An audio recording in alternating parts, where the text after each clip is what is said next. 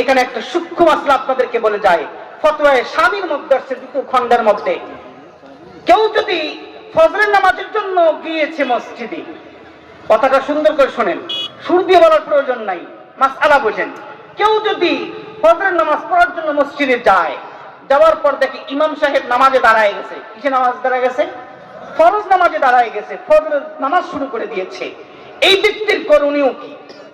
স্পষ্ট মাসআলা হলো ফতোয়া শামীর মধ্যে আসছে 2 নম্বর খণ্ডের মধ্যে, যে ওই ব্যক্তির উচিত হলো দেখবে ইমাম সাহেবের নামাজ শেষ হওয়া পর্যন্ত সে কি 2 রাকাত সুন্নত নামাজ আদায় করতে পারবে কি পারবে না।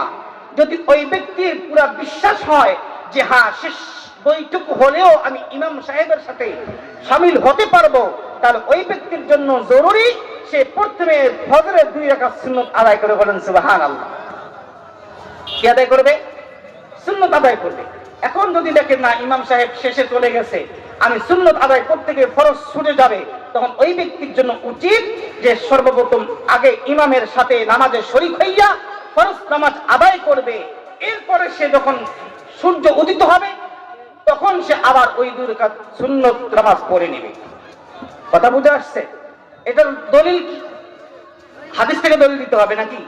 এখন বর্তমান সহিহ হাদিসের যুগ চলছে, কারণ সহিহ হাদিস খুঁজবে, যেহেতু সহিহ হাদিস জানেন এটার ব্যাপারে। আমি একটা দলিল আপনাদেরকে দিয়ে যাই। শরহু মাআনিল আসার একটা হাদিসের কিতাব, শরহু মাআনিল আসার একটা হাদিসের কিতাব। সেখানে একটা অধ্যায় কায়েম করা হয়েছে। সেই অধ্যায়ের মধ্যে বলা হয়েছে বাবুর রাজুলি ইয়াদখুল মসজিদা ওয়াল ইমামু সালাতুল ফজর। একজন মানুষ মসজিদে যাবে, এমন মুহূর্তে ইমাম সাহেবকে পাবে, তার জন্য করণীয় কি? এটার ব্যাপারে আন আবি দারদা রাদিয়াল্লাহু তাআলা, এটা আবু দারদা রাদিয়াল্লাহু থেকে বর্ণিত। তিনি বলেন কানা ইয়াদখুলুল মসজিদা, একজন ব্যক্তি, আল্লাহর নবীর জামানার কথা বলতেছে, একজন ব্যক্তি ফজরের নামাজ আদায় করার জন্য মসজিদে আসলো, ঢুকলো। এমন অবস্থায় মানুষরা ফজরের নামাজের কাতারে দাঁড়ায় নামাজ শুরু করছে। কি শুরু করছে? নামাজ শুরু করছে। এখন কি করবে ব্যক্তি?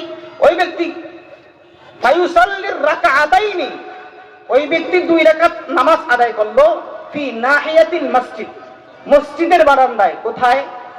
মসজিদের বারান্দায় গিয়ে 2 রাকাত নামাজ আদায় করলো।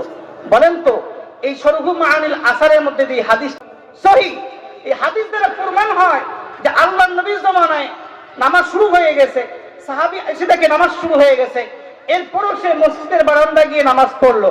বলেন তো এই ঘটনা ঘটার পরে নবী কখনো নিষেধ করছে এই ফজর নামাজ শুরু হয়ে গেলে তোমরা আর নামাজ আদায় করবা না? কখনো বলেছে?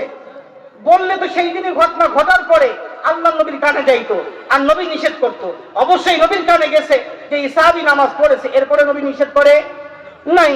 তাহলে বোঝা গেল ফজরের নামাজের সুন্নতের ব্যাপারটা ভিন্ন। কারণ হাদিসের মধ্যে আসছে ফজরের নামাজের 2 রাকাত সুন্নত হলো সমস্ত নামাজের দরজা, সমস্ত নামাজের দরজা। এই জন্য এই 2 রাকাত সুন্নতের মাসআলা হলো ভিন্ন।